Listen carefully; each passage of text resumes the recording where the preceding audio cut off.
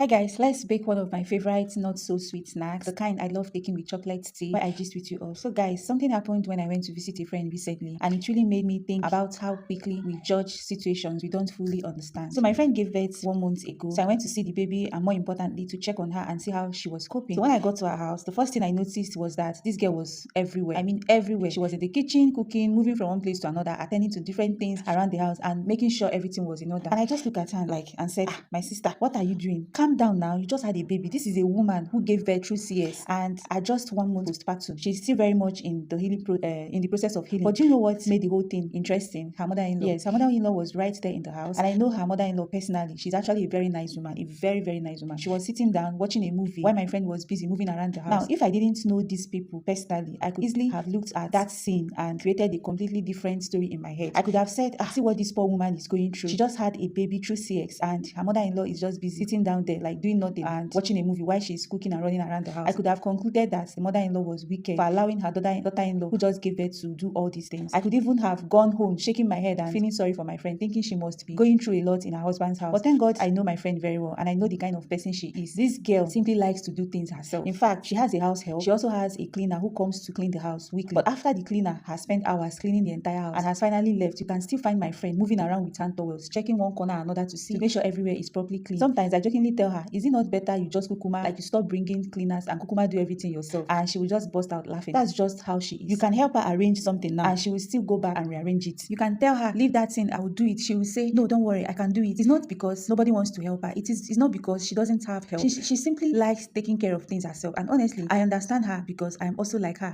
like that in certain ways. For example, when it comes to my kitchen, please leave me alone. I love cooking. No matter how much help I have around me, if I want to cook, I want to cook my own food. I enjoy being in the kitchen. I enjoy deciding what I want to eat and preparing it the way I like it. So cooking does not even feel like work to me. I genuinely enjoy it. But you see, cleaning, however, it is like it's a completely different story. Please give me somebody to clean the house and I'll gladly accept the help. But even after you finish cleaning, there are still some things I might notice and say, this one wasn't done properly. Let me just do it myself. Not because the person didn't try, but because there are certain things I simply like to handle personally. And that experience with my friend made me think about something. We really need to be careful about the stories we create from what we see in other people's homes, especially when it comes to women who had just given birth. You see a woman who recently had a baby doing something around the house while her mother-in-law is sitting down, and immediately your mind starts working. Her mother-in-law is wicked. They are making this woman suffer. She just had a CS and they are still making her to work. But how do you know? You just arrived. You don't know what happened before you came. You don't know what will happen after you. You don't know the relationship between the mother between that woman and her mother-in-law. You don't know whether the mother-in-law has been helping her in other ways. You don't know if she even offered to help and the woman said, Mama, don't worry, let me do it. And please, I'm not saying women don't suffer in their husband's home. They do. They are genuinely wicked mother-in-law. Let's stop carrying stories from people's homes based on what we saw for 5 minutes or 10 minutes. You can walk into someone's house and see the mother-in-law sitting down while the daughter-in-law is cooking and think you have witnessed oppression. Meanwhile, if you ask the daughter-in-law, she might tell you, I beg, leave my mother-in-law alone, leave mama alone. I told her to sit down. I like doing things myself. Sometimes what you saw is exactly what happened, but sometimes what you think happened is completely different from what actually happened. That's why we need to be careful about judging people's life from the outside. Alright guys, thank you so much for watching and engaging, and I'll see you in my next one. Love you and bye.